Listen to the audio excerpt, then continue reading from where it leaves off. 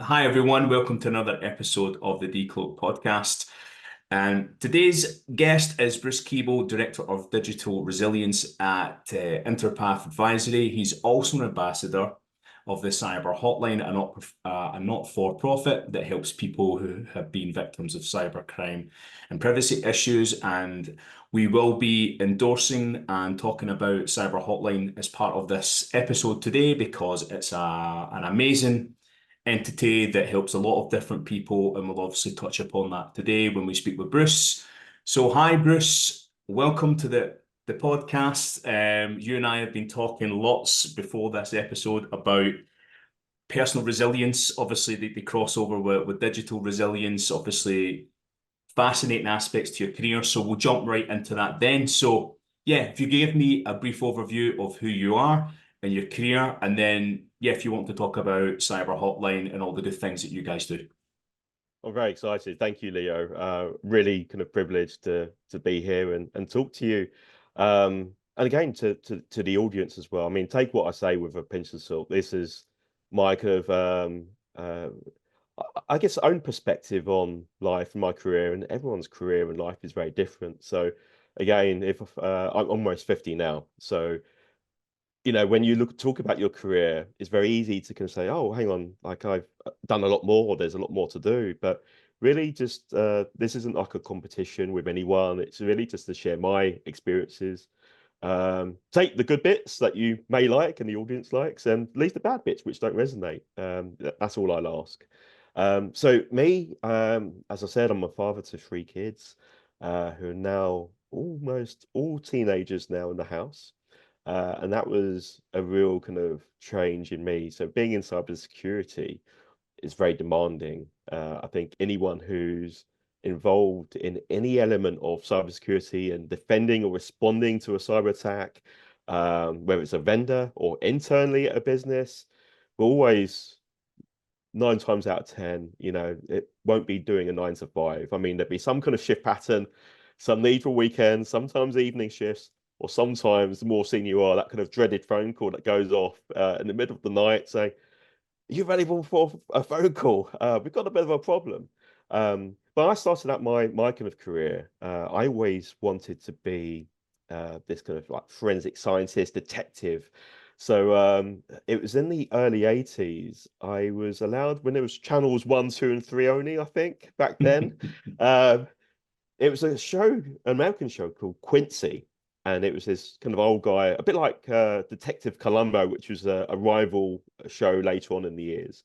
And I saw this guy called Quincy, and I thought, I want to kind of look at dead bodies. I want to have a firearm, I think as Americans would say, and do some police work and be a detective and do all the cool things and drive really fast. This is from a child's view. This isn't me now, by the way, just to kind of avoidance of doubts.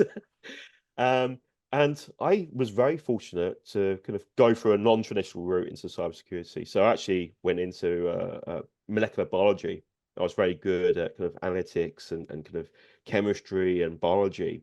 And so I actually did my degree in molecular biology with a view of getting into forensic science. So back then, before things like CSI Miami was really kind of prevalent, I think it's still quite a hot subject, and it transformed a generation, I think, of people that wanted to do really cool things with digital forensics or forensics as a whole, and very broadly, like looking at kind of murder investigations, organized crime, and fighting the bad guys.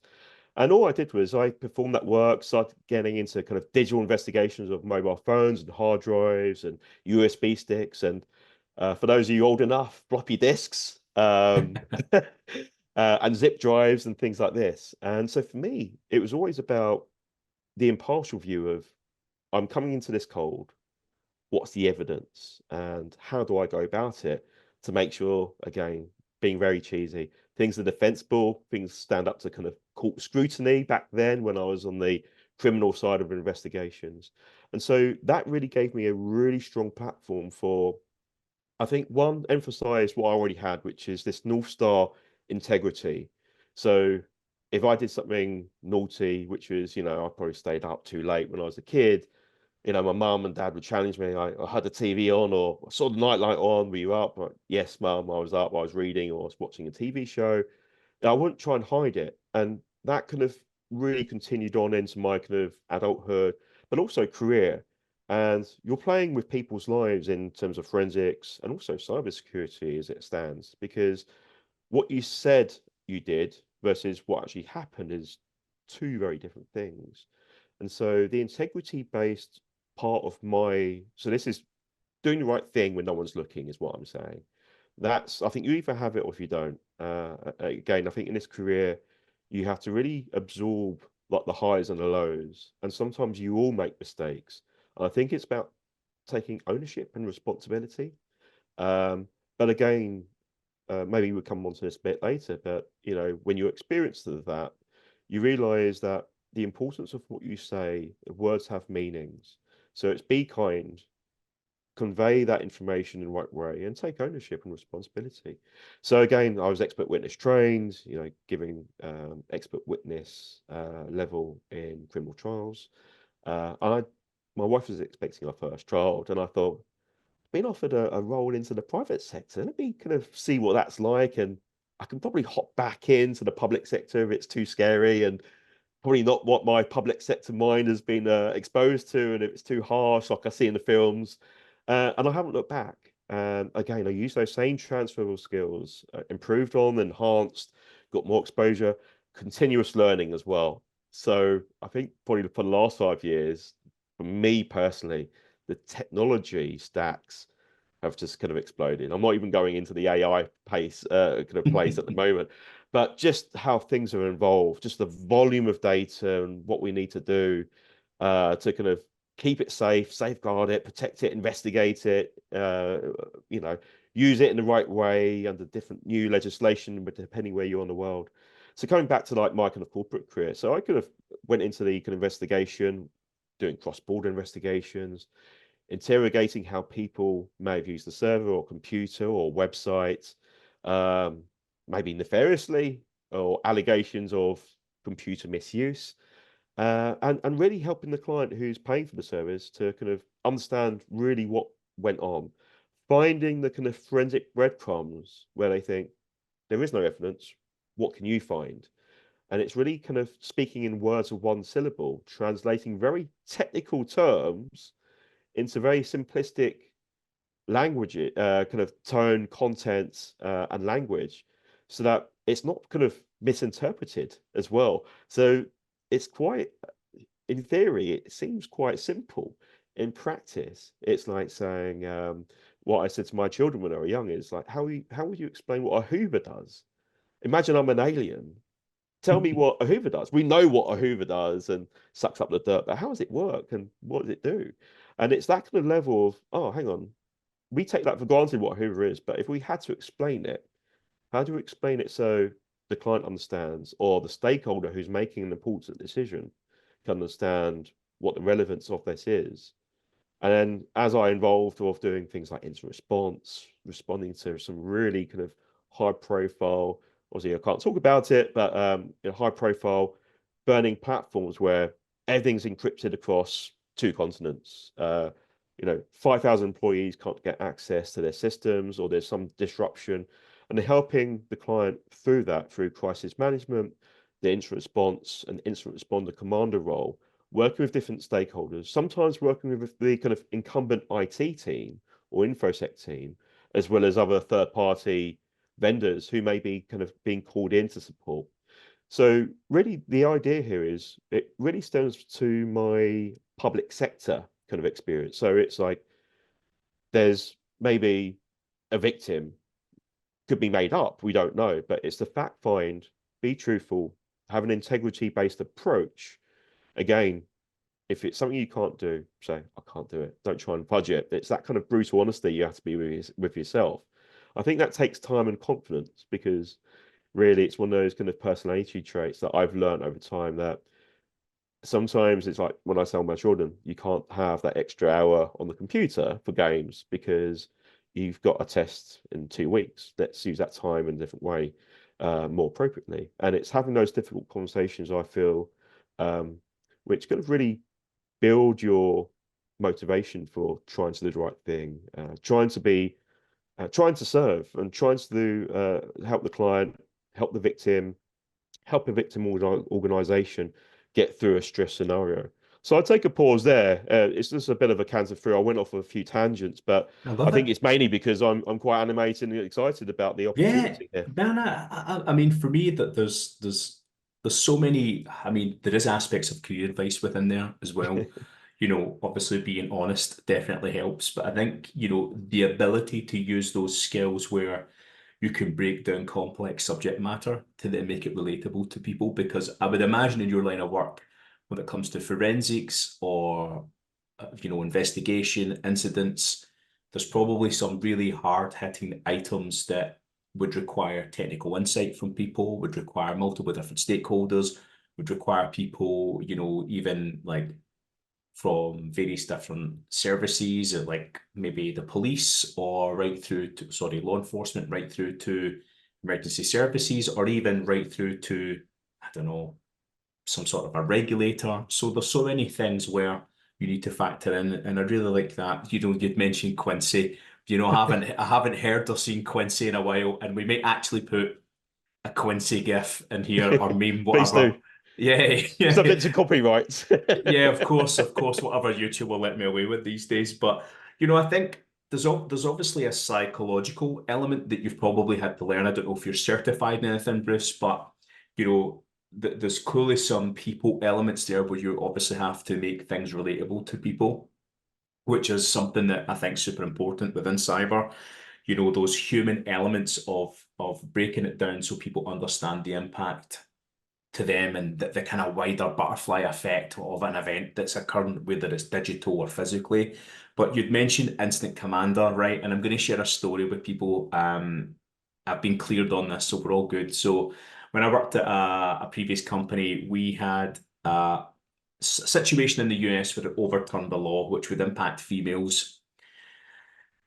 In the same week, we had the anonymous hacking group basically acknowledge multiple different companies in the same sort of industry as us and say, hey, we're coming after you. We're going to war.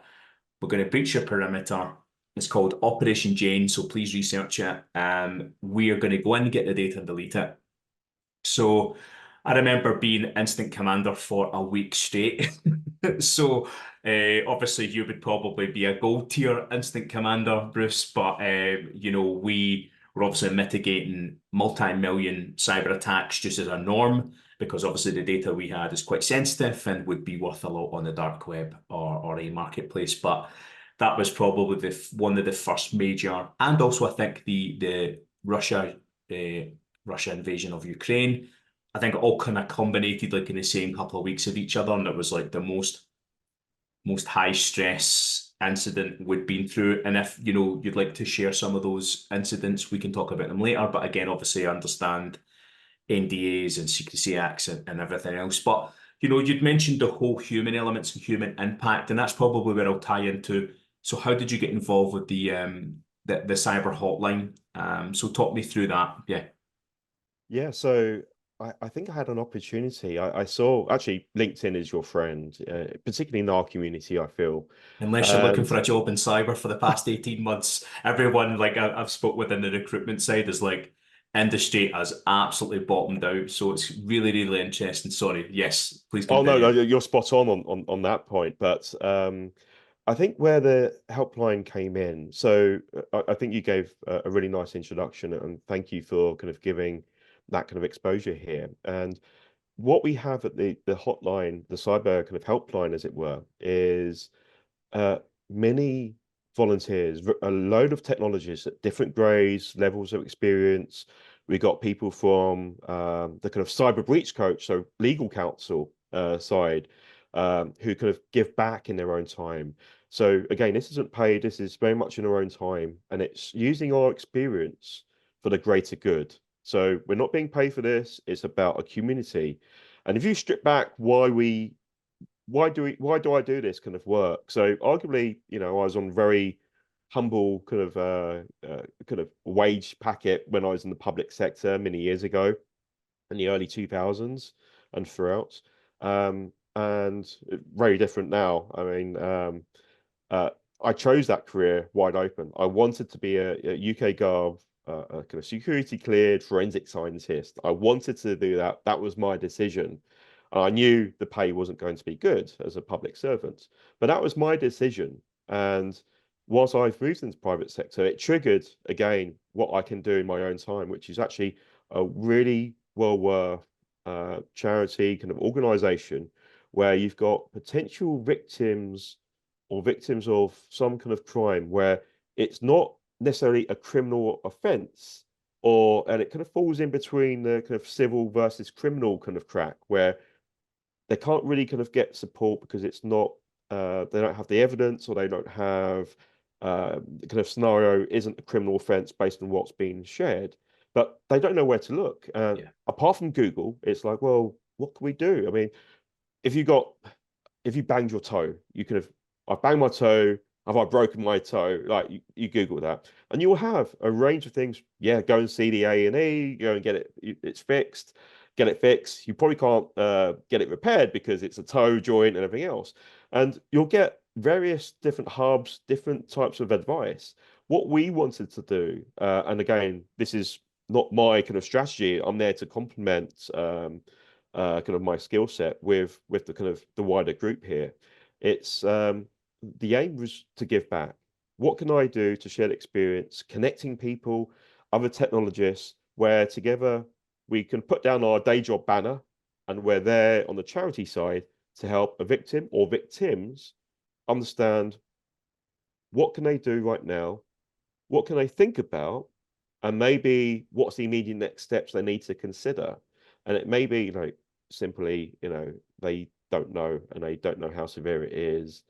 And maybe it's kind of alluding to things a lot more serious than what they let on. Or maybe they think, well, the police won't believe me if I do this. Yeah. And actually, based on some of the volunteers, again, the volunteers range from people who are former law enforcement, kind of, former lawyers, technologists, and a range of groups have worked in the cyberspace, and they want to provide that kind of guidance. Or actually, we think there's something a bit more to it. You definitely need to see the police, or actually, we can see it may be a grey area, or it may be as a parent pulls in. I think there's some cyber stalking of my daughter or son, or there's some cyber bullying. What can I do? What are the outlets? What can I think about? Or how can I talk to the primary school? I'm a teacher. I need to teach the kind of younger generation, the kind of, below the teenage years, as they kind of mature, what they need to be wary of when they sign up to like a social media account. Now I look at my children, they all need mobile phones and a tablet device or computer to do their homework.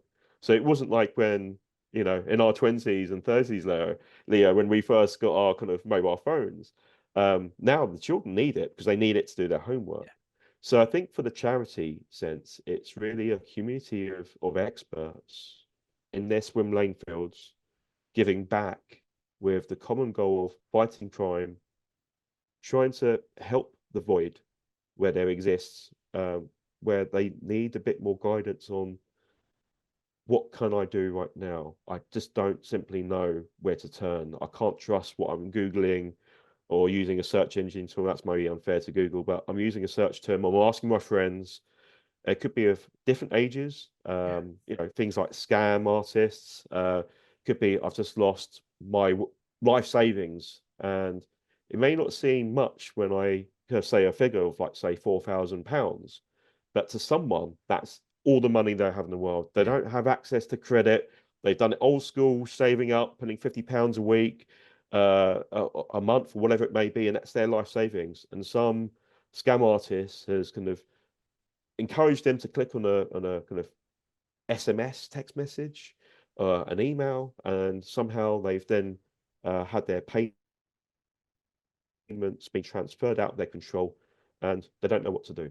So I think in a nutshell, there's a range of things, a range of potential victims, and it gives them an avenue to say, we can call the Cyber Helpline hotline, please can you help? And then we can have that triage mechanism to talk them through, this is what you've told us, this is what we assess it to be, and these are how we can help you, or this is what you need to factor in and take next steps to do.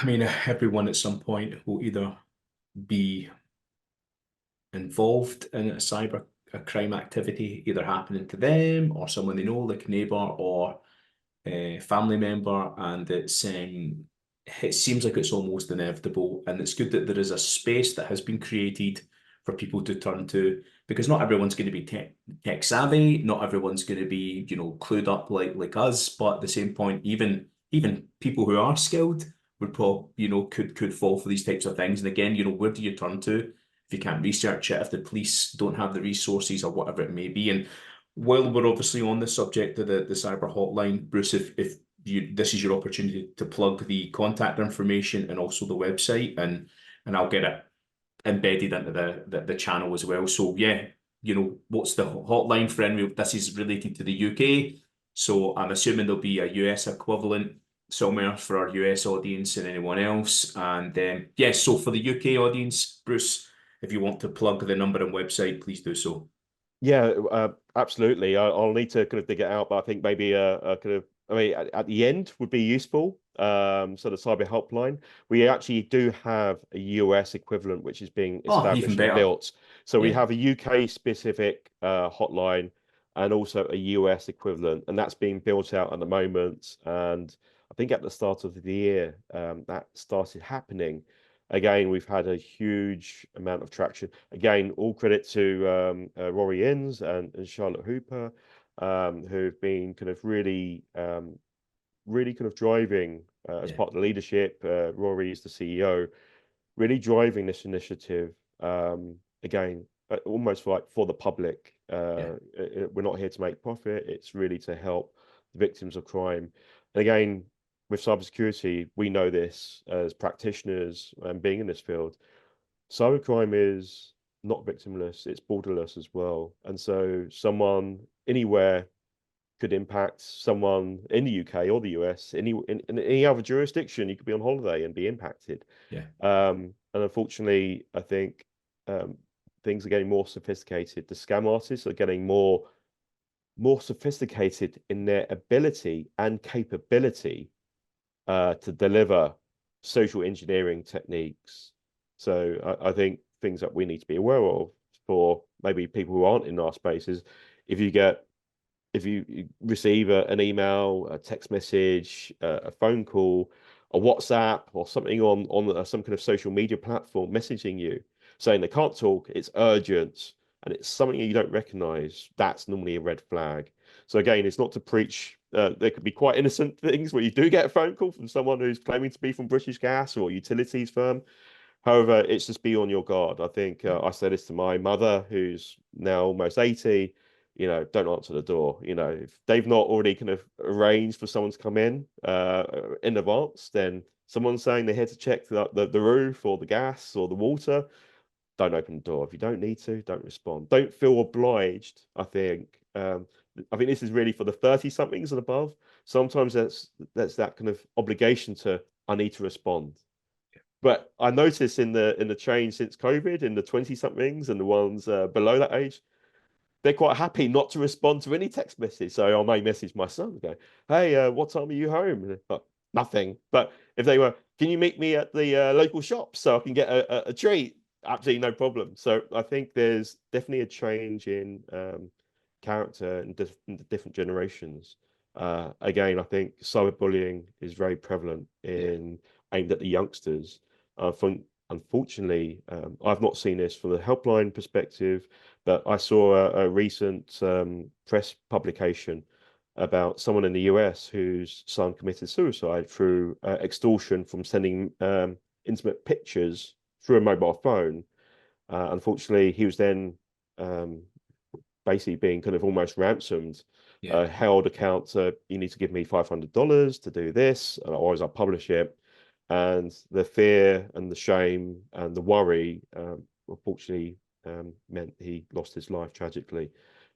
So there are severe consequences, and we can only understand the problems if we can talk about it in a safe way with kind of validated experts and communities. And the charity, I think, gives that different angle as well of authenticity and integrity to it, to kind of get that maybe not final answer, but the right kind of advice to kind of think what we can do. Absolutely, and we'll obviously put all the information in the pod. We'll get that edited in for our audience that may be impacted or affected by such elements that have been mentioned in the podcast. So we'll get that embedded, and we'll also put a link in the description as well. So yeah. So next question then, Bruce, would be the challenges you have faced in the industry. So they can be personal, they can be professional, if you feel comfortable. And yeah, and talk me through how you've overcame these and any advice you'd like to share with our audience. Yeah.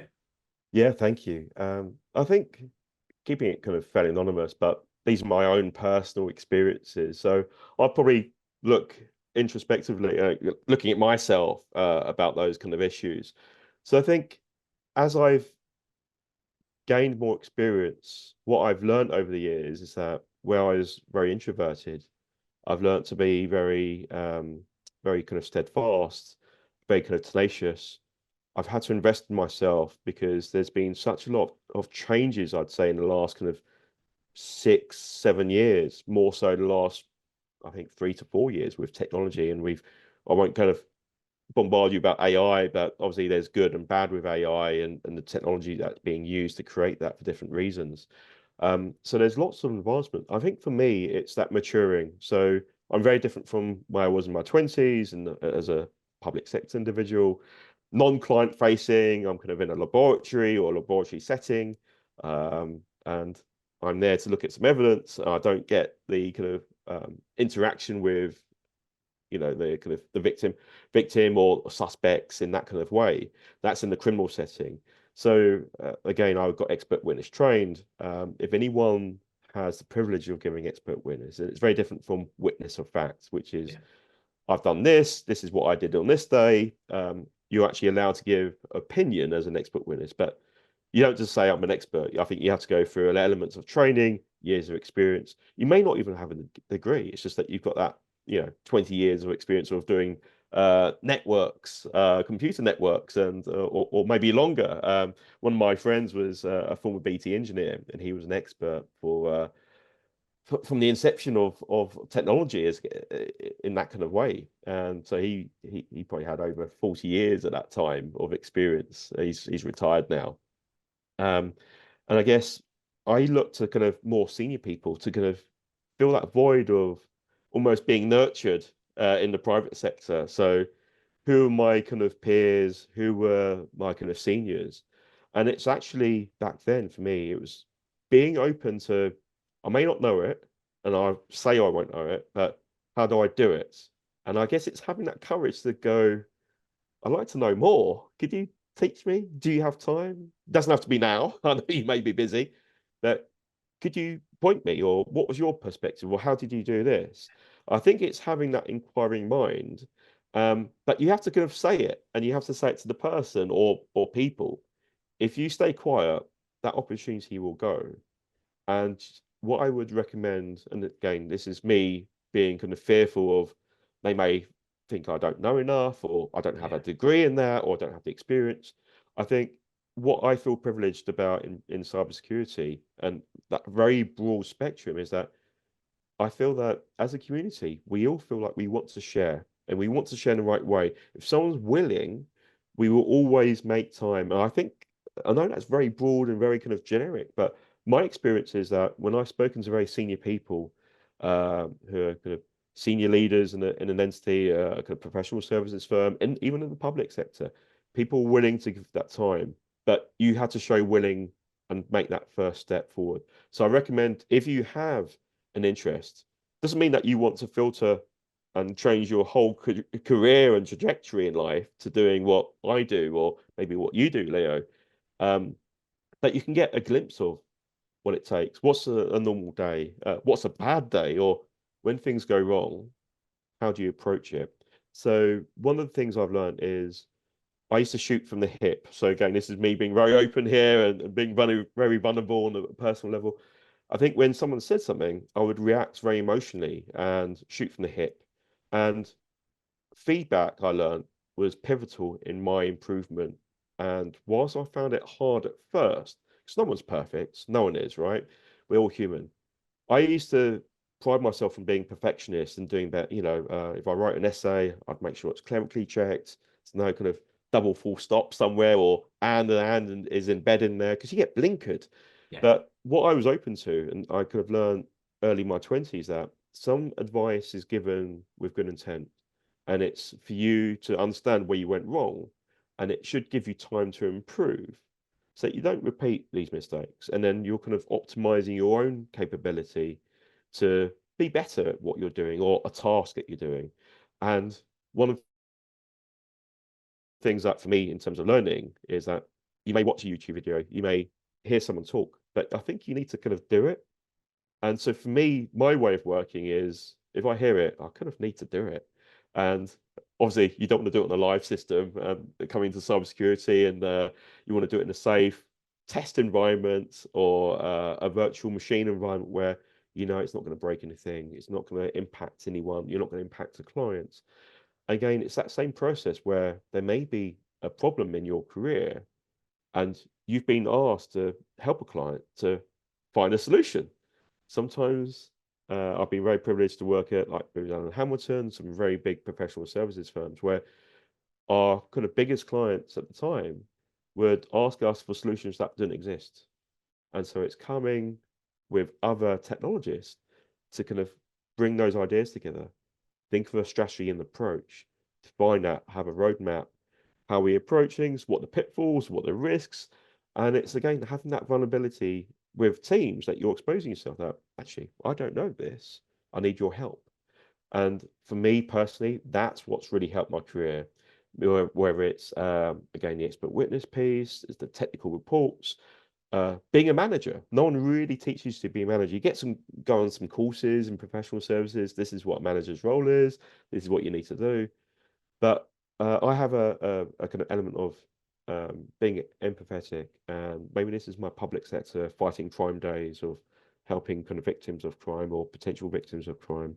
But I always look at it as, if I can pass on that knowledge, it may save them some time, and then you're almost nurturing the kind of next talent coming through. And I've been very lucky where I've been a line manager over the years, that I've forged a very strong relationship with people I've kind of inadvertently been a mentor to. That wasn't what was agreed. It was like, well, the manager, you're going to need to do the appraisal, and they're going to help them through their kind of academic year or kind of career. And it's about that giving back extra, passing on that wisdom. Otherwise, what good is it? You're creating your own kind of team resilience, but where the buck doesn't just stop with you, Bruce. And that may resonate with you, Leo, and listeners to this podcast.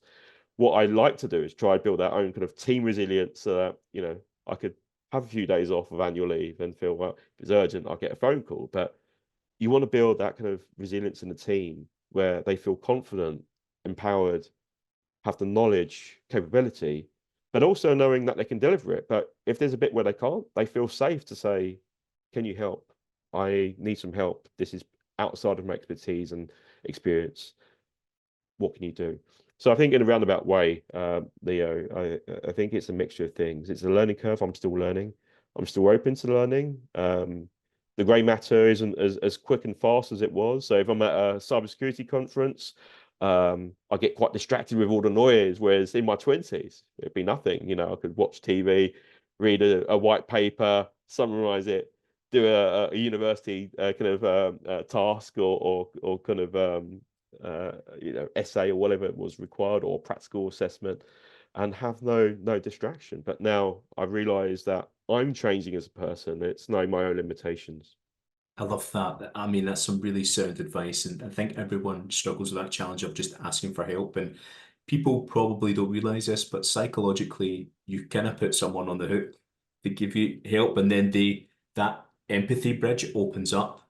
Then you start to find a common ground. You start to build dialogue. And then you create that feedback loop, as you've mentioned, which is super important, especially for everyone that's on a journey, and as cliche as this sound, that growth mindset, because as a leader in cybersecurity, these things are super important. Again, you mentioned the management capacity as well of, no one's born a manager. So it's about, you start as the mentoring side, and before you know it, you're passing and sharing on wisdom. You are fortifying an individual, you are helping them become resilient. And I think that's the whole kind of central piece to this podcast as well. And again, what you're saying is, you're putting these things into practice as well. And I think that's definitely sound advice for people who are either starting their journey in cyber or they are maybe in a lull, maybe stuck. But yeah, excellent answers, and I appreciate that, Bruce. And hi, everyone. I wanted to take a couple of minutes and talk about today's sponsor, which is Vanta. Whether you're starting or scaling your company's security program, demonstrating top-notch security practices and establishing trust is more important than ever. Through my experiences of using Vanta, Vanta automates compliance. It covers everything from SOC 2, ISO 27001, HIPAA, and many more, saving you time and money, while helping you build customer trust. I love all the insights that it gives me, covering everything from asset management, my control failures, audit status, even vulnerabilities from other connecting systems which have been integrated into the platform. Having a centralized place for something like an ISO program has been a godsend for me. Plus, you can streamline security reviews by automating questionnaires and demonstrating your security posture with a customer-facing trust center, all powered by Vanta AI. Why Vanta? With over 7,000 global companies like Atlassian, Flow Health, and Quora, they all use Vanta to manage risk and provide security in real time. So, my listeners can claim a special offer of $1,000 off Vanta at vanta.com/decloaked. That's vanta.com/decloaked. Thanks. Kind of moving on to the one topic you want to discuss that needs relevance and clearing up in the industry. So, yeah, open up. Well, I think there's many.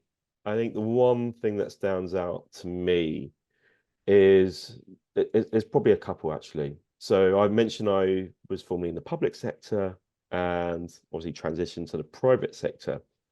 Now, it's been many years since I've been on the kind of being a civil servant, but there is a distinct, I think, appetite and different environment.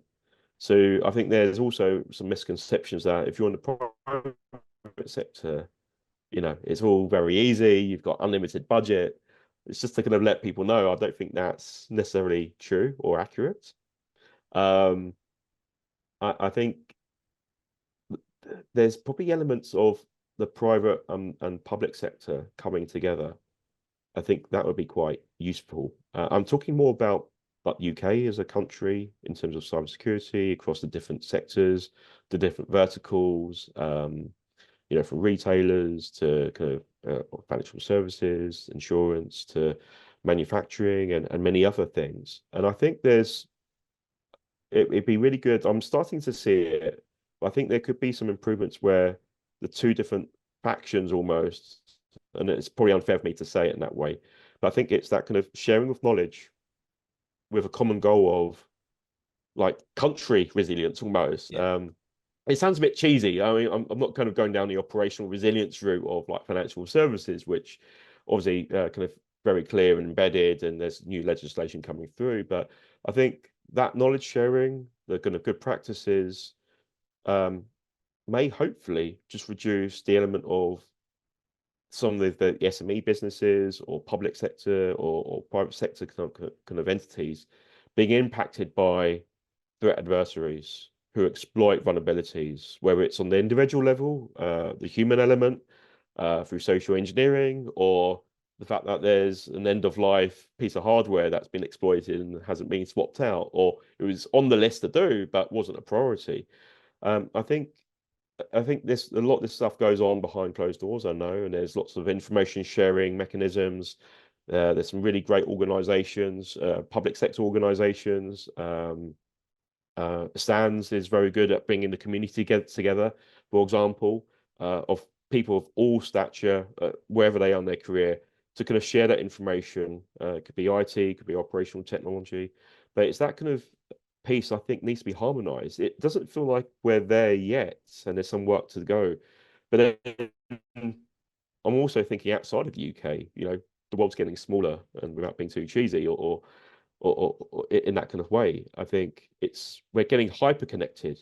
In fact, I'm sure the technology firms, again, this is just my imagining what the next 5 years looks like in tech.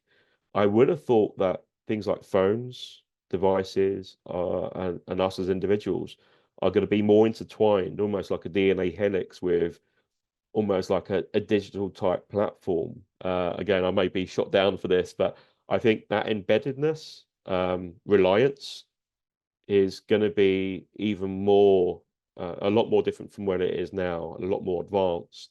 Particularly as we hear like NVIDIA, the chips, there's a new generation chips coming through, AI, things are going to change in a way that we probably can't really envisage completely at the moment.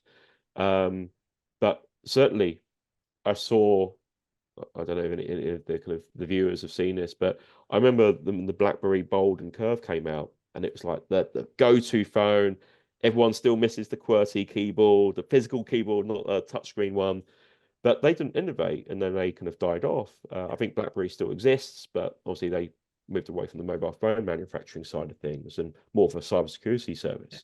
So we've seen how things have changed, even with the big players. I think that next step will mean that the public and private sector need to have a better understanding of what those changes could be, how it can impact us as individuals, our communities, but also without being negative. I mean, this is really for trying to make us resilient as a kind of as a sector, as a country, as kind of a group on this small island, and kind of share that as a center of excellence. Use it as an opportunity for growth and an incubator for growth. And again, I think there's probably some invisible barriers that unfortunately may need to be broken down. I think there's probably a lot more pressure on the more senior guys and girls. I think to share and impart that wisdom in a very time poor scenario. I think we're all very time poor the more senior you are in cybersecurity, and it's almost like whack-a-mole at times, and it's kind of competing priorities. But again, I think the underlying theme that the community has in cybersecurity is that they want to share, they want to give back. And maybe it's things like podcasts like now, that we're trying to pass some of our good and bad points that people can take away, consider, reflect. What can they do on a personal level now? Maybe think of how they can mentor someone. Maybe that kind of very new, impressionable young lady who's trying to get into cybersecurity at a kind of more maybe at the network level, or is it forensics? Is it they want to be a SOC analyst? Opening their eyes to different types of parts and components of the career. So you're not kind of like blinkered. Like coming back to what I was saying about if I've written an essay, I'm guilty of this. Sometimes, your mind perceives what you've written, and really you miss out the double full stops or the double ands or the double words. And really you need someone independent to say, hey, I've just looked over this, looks great, but you've got a couple of clerical mistakes. You need to just kind of make sure you don't do that again, and just tidy it up. You don't know sometimes what you don't know. And I think there's probably, maybe it's me just kind of adding inexcusable kind of pressure on senior people in cybersecurity to just take a moment and can they do something for their team? Not immediately, but could it be on their roadmap? I don't mean like a monthly or quarterly check-in. Maybe it needs to be something a bit more, with a view of there's a load of technologists and youngsters coming through who are very capable, very able. They just don't know it. And I think it's kind of trying to unleash or give them like allow them to give them the strength where they can stretch out the wings and fly, but they're kind of caged in a like in a bird cage almost, where they don't know any different. That's all. That's the world they know. And if they were just given the opportunity, that may help with some of the issues that we have. If some of the statistics are true, which are we don't have enough cybersecurity professionals, not enough diversity. I think which is another key thing as well. I think to spin that on its head as well is, if there is a pathway, a bridge, and also more cyber leaders are doing what they can to encourage and entice multiple different people, a younger generation or people coming from an unconventional industry and want to change their career path, I think you're also reducing a risk as well in the industry. You know, how many times have we seen a 12-year-old, 13-year-old, 16-year-old who will be in violation of the Computer Misuse Act, let's just say, because they were completely unaware that exposing a bank or an API, or I don't know, doing some sort of a cross-site scripting, and then it opens something up, and then next thing they know, they have the police at their door. Um, you know, and they're completely unaware of that. Then I've seen a couple of people who had been charged for various different cyber crime, but they were neurodiverse. They were completely oblivious to these things. And, you know, by teaching people the right things, the right pathway, then that could avert a potential crisis. Because I think where the world's going, as you say, over the next 5 years, things are becoming more eccentric. Robin, who's on episode 1, talks about this as well, the transhumanism element, and where things will probably become indistinguishable. But then it's like, if people start to hack those technologies or start to circumvent certain protocols, then that opens up a complete different cyber vector, which we're unprepared for, and I think we're underskilled on. You know, and I've been there, you know, went for interviews, and people like, you're too young, or, you know, you don't have 10 years network experience, and you're just like, come on, you know, and you know, and I've been, as I've mentioned before, the podcast recording, you know, you speak to people and your mentors were a lot older than you, probably 2, 3 times your age, you know, and you're trying to learn from these people, but they're kind of stuck in their way. They haven't modernized. And then it's like, how does that prepare you for the emergence of things like AI, machine learning, even things like DevSecOps? You know, it's becoming more and more modernized. You know, even things like chaos engineering. You know, I had an audit some time ago, and we said, oh, we're trying chaos engineering as a new form of business continuity in DR. He's like, I have no idea what this is.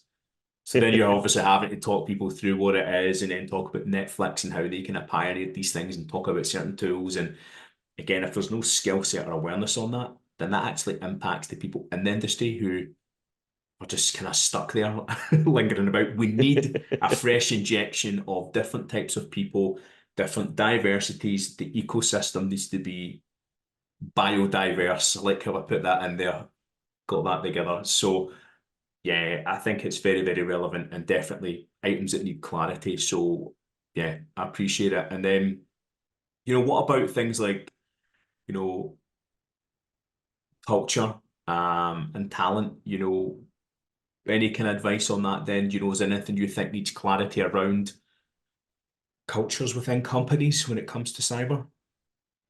I think it's a mixture. So I mean, there's been many times, you know, I've been called in post breach, so it's a live, everything's broken.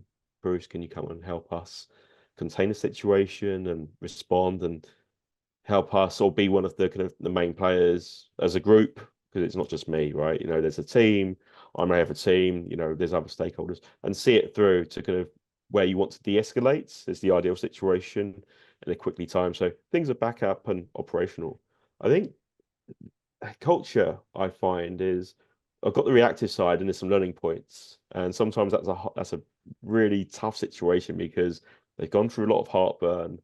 They've come out on the other side and gone, ah, we should have listened to our CIO and CISO, and yeah, begrudgingly they did tell us we needed a few things. And please humor me. I mean, that's maybe some of the things that go on. Would have, could have, should have. But the proactive side is obviously the clear thing. And when you're trying to kind of do a kind of kick the tires assessment of what's the current state, and Yeah. I try not to bamboozle the non-technical people out there, but you know, like current state maturity, you know, where they are in terms of ability, capability, and adhering to the different legislations and laws that are in place now that people need to abide by. I think you kind of realize that there's uh, it's people, processes, technology stacks, and culture. I think a common thing here is culture is very hard to change and influence. It has to start off, I think, by senior leaders. I think the senior leaders need to know and buy in. So I think culture is a key thing with any business, regardless of where they are and who they are. Um, and it starts with, I think, leaders setting the good principles, or saying this is, and being open, and maybe to an element of being vulnerable, as I was saying, where they're saying, look, we're not perfect, but we want to change that. Again, this isn't something to be broadcast. It needs to be very strategized, and each business is very unique and different. Yeah. So it's not like a cookie cutter. This will fit every business. I think Yeah. everyone's got different culture. And I think one of the litmus tests would be probably how long is the retention of people in the units, in the service line, in the business, full stop.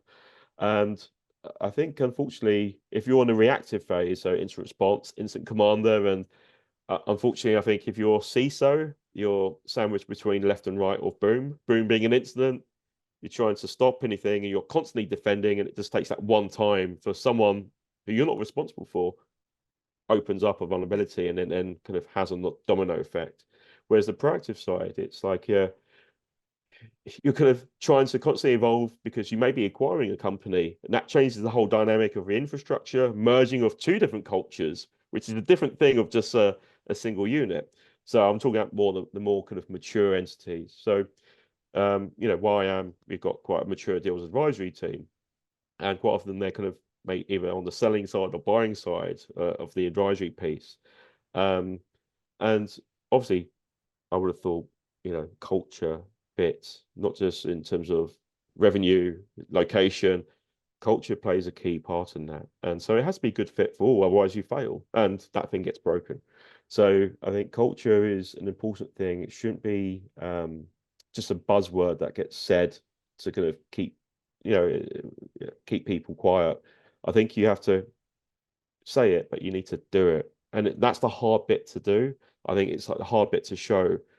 But if you're kind of getting back to basics and you're looking at kind of metrics and KPIs, and I'll stop that kind of language now. But you may be thinking, well, hang on, the InfoSec team, we had a team of 20 and we're now filling a void of 10, half the team, and there may be other people looking to leave. And that may be something wrong with not enough resources, not enough staff. Is it bad management? Is it just coincidence? Is it culture? Is it burnout? And I find burnout in either side of that kind of dynamic, proactive, reactive, particularly in its response world. Not enough is being said, I feel, to kind of support those individuals. I don't mean just with the response, it's the bit where every week they could be firefighting. Like, when do you really kind of get a clean cut where you can go offline, not be distracted, and think, oh, I need to do this bit of work, I need to send that email on the top of everything else. And then you've got your personal life as well. I think these things typically aren't being addressed in an open forum. I think things are getting better. It's a bit like the dynamics. We're getting more diversity, I think, in cybersecurity. We're getting people very open, willing to share expertise and skill sets. I think that putting their arm around someone, saying, "Are you okay?" and actually getting a response of, "I'm not doing okay. I'm doing better." You kind of hope, but maybe we can have a chat. I think there's an element here that can really help on the personal level, what we can do outside of the day job, because I think this has a huge impact. I think we were just discussing before the podcast started, the huge impact. We've all got our own families, we've got our own lives, we've got other stresses outside of that, and you don't know really what people are going through. So I always say, try and be kind. Just take that minute to pause before you say the first thing that comes in your mind, particularly if it's may come across quite harsh and that wasn't the intent. It may be the first thing that you says in your mind, and you kind of convey it, and then you've kind of damaged that relationship, I feel. And you're trying to build trust, particularly when there's a stress scenario. You want all your guys and girls to kind of come around you, go, Leo, Bruce, what do you guys need right now so we can get out of this crisis? What do we need? So we probably won't get any sleep for the next 24 hours. But we can do this, but you want them to feel comfortable, say, I've got a commitment, I need to see mum, or I've got to see the kids at the kind of Christmas play. I can't be available for 2 hours. Is that okay? I think there's some kind of flexibility, and you can't just be rigid. And that's maybe too extreme, so forgive me. But I think there's an element of culture which is people being honest and their true self, like they would at home, dressed in their kind of jogging bottoms and a t-shirt, watching TV.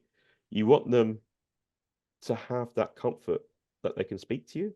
and honestly, and not give an excuse or not wanting to help you when you need that help. So it's a mixture of things here, and I've probably gone off in too many tangents here. No, That's top of mind. no, it's very, very relevant because people just assume that security teams are just this shadow force that work in the background. I mean, they actually forget that we're the bedrock of multiple different things. We're involved in so many more things that are very transversal in an organization. And I think as leaders or managers or whatever you want to call us, I think it's very important to find out that dynamic of where someone's suffering because, we live and breathe cyber, right? We spend the vast majority of our life in work.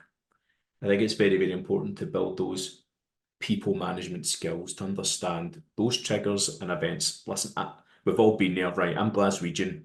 We tend to react on things. It's taken fatherhood and a total 180 to become very stoic in my capacity. And I have a philosophy in my team. If I panic, you panic. So, and that comes from obviously building that personal resilience, but being a person within teams that have managed, or as our audience, if you're managing teams, one of the most important things is to ask if people are okay, get to know them, get to understand the mechanics of them, and then what you'll find is you'll win as a team. You will be able to work in the trenches together.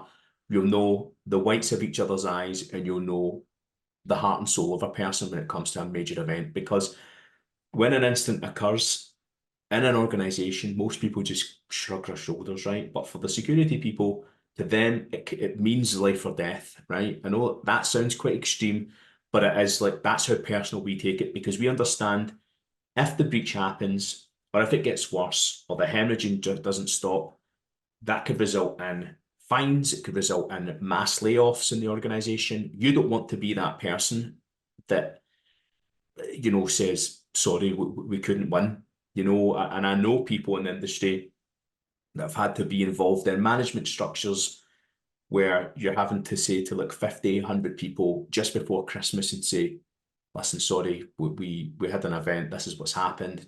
For whatever reason it might be, poor management above, lack of investment, or just pot luck. And then you're having to make redundancies of people, and that is a horrific situation to be in, And but again, I don't think there's any true balance or wisdom that people can put in play that will reduce that burden if and when that day comes. But anyway, we'll move on to the last item then, Bruce, and that's the one thing in cyber you think is BS and needs a focus on it and needs to change. I know we kind of spoke about multiple different elements, but I'll pass to you on the one thing you think's BS and needs that focus. Yeah.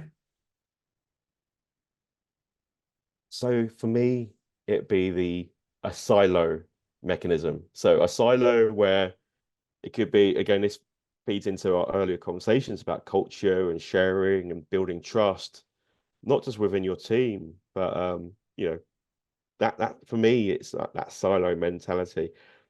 I think it's compounded with the complexity of businesses. I think we're all on demand. We're always available, unless you can't really say, I don't know, you're trekking in Wales somewhere and you've got bad reception.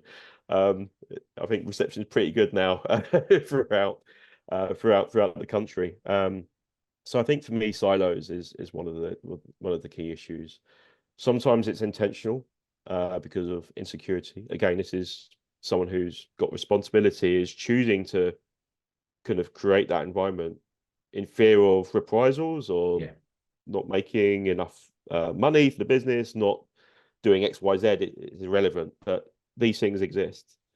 I think, as we're alluding to, like that kind of interconnected kind of world on the personal level, work level, kind of growth level as individuals. I think it's very easy to have what's going on in your personal life, unfortunately, with intent or not, without intent, that can filter in, I think, into your work life and vice versa. So when I talk about silos, it's not just purely clinical. It's not just, I think, you got the CISO tower as an example. They're isolated, but one thing that they need as well is that I think support. Like the senior leaders need support. They need to feel, hang on, I've got someone to talk to and can air my kind of frustrations or air my concerns in the right way without feeling that they're going to be penalized or held accountable or it's used against them negatively. So I think silos get created from that person, that leader, who they've somewhere along the line they've been impacted and that's had a knock-on effect. And what I'm trying to do is look this into culture, that if we can improve the culture, hopefully we reduce the silos.